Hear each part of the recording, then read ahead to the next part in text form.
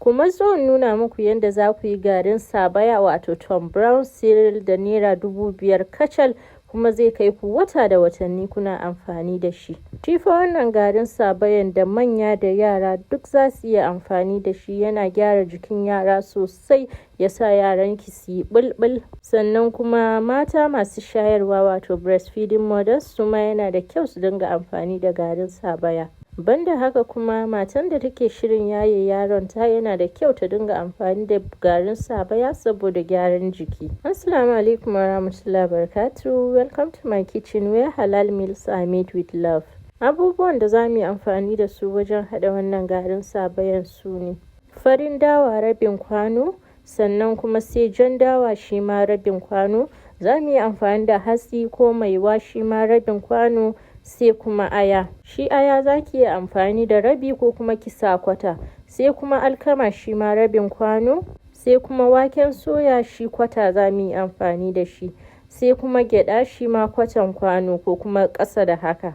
Sai farin shinkafa wato shinkafan tuwo shi ma rabin kwano. Za ki tsince dukka wa'annan abubuwan ne ya zama babu datti a ciki, sannan sai ki wanke, ki rairaye, sai ki samu waje ki baza su samu su bushe. Za ki iya haɗa su waje ɗaya su bushe, amma dai ki bar waken suya da gyaɗa a gefe. Bayan sun gama bushewa sai na kawo gyaɗa na sa a cikin pan, sai na ɗaura a kan wuta ina gasa shi haka a hankali. Za ki yi ta gasa shi, za ki yi ta yi kamar dai yadda ake soya gyaɗa normal, to haka za ki yi ta yi har sai ya soyu ya ɗan fara baki-baki, yadda idan kika murza za ki ga bayan shi yana fitowa. Sai ki sauke shi daga kan wuta ki bar shi ya huce, sannan sai ki zo ki raba bayan da asalin gyaɗan.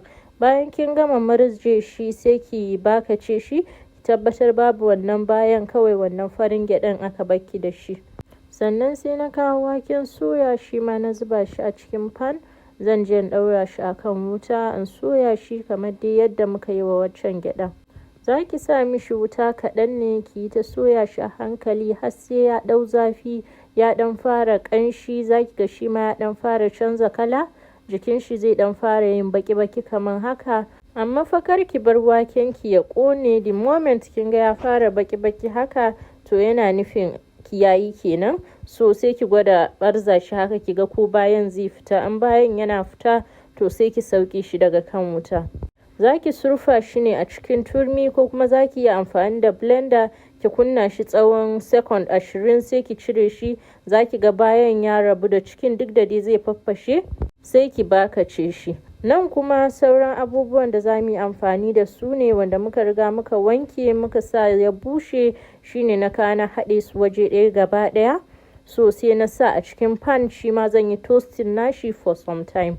Za ki ɗaura shi ne akan wuta just like yadda kika yi wa wakenki da kuma gyaɗanki, ki yi ta toasting nashi shi ma har sai ya ɗan canza kala kaɗan haka, ko kuma in ce har sai kin fara jin ƙanshin shi yana tashi, to sai ki sauke shi daga kan wuta. Toasting na abubuwan nan da muka yi shine bambancin wannan sabayan da nake koya muku da kuma wasu sabayan da za ku iya siya a wani wajen, sabida shi wannan ƙanshinsa da daɗinsa ya bambanta da na siyarwa. So sai na kawo wannan waken suyan nawa, sai na zuba a ciki da waccan gyaɗan, sai na haɗe su sosai, na yi mixing nasu suka haɗe waje ɗaya. Idan kun kalli bidiyon nan hannun wajen, kar ku manta ku min liking, ku danna min subscribe, sannan ku yi dropping comment. Kuma yau kika fara kallon bidiyo na, to akwai recipes da yawa a channel ɗina da ya kamata ki kalla. Abu na gaba da na yi shine na ɗauko na zuba a cikin blender saboda ina so in yi blending. In kin san blender ki is not very powerful, ma'ana blender ki bayi da ƙarfin da zai nika wa'annan abubuwan, za ki iya kaiwa injin nika a nika miki su.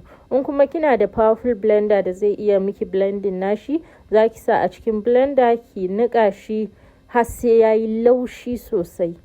So ga nawa nan dai bayan na gama nikawa yayi laushi sosai, amma laushin still bai yi yadda nake so ba. So zan samu rariya in tankaɗe saboda bana so in nayi kunu in dinga jin gari-gari a ciki. Banda abubuwan nan da muka yi amfani da shi wajen haɗa wannan garin, in kina so za ki iya haɗa naki har da masara. Ban yi amfani da garin masara ba ne saboda na riga na yi amfani da alkama. so za ki iya substitution wannan alkaman da garin masara, ko kuma za ki iya amfani da duka biyu a cikin garin sabayanki. Sai dai kuma alkama ya fi masara amfani a jikin ɗan adam. So bayan na gama tankaɗe gari na wanda ya rage, wanda bai gama zama laushi ba kenan, sai na maida shi cikin blender na ƙara blending nashi saboda in sake tankaɗewa har sai ya zama gaba ɗaya yayi laushi. In ma a injin niƙa aka niƙa miki naki bayan an kawo, yana da kyau ki tankaɗe saboda ba lallai ne yayi laushi gaba ɗaya yadda ya kamata ba. Kuma bayan kin tankaɗe za ki iya ajiye wannan wanda bai niƙun ba. Next in za ki yi wani garin sabaya sai ki haɗa da shi a ƙara kai miki shi inji. To jama'a, garin sabaya fa ya haɗu, sai dai kawai a je a yi kunu. Garin nan da na yi yana da yawa sosai, kuma kwata-kwata abin da na kashe bai kai naira 5,000 ba, 4,800 kacal. Da fatan kun ji daɗin kallon wannan bidiyo. Fi amanillah.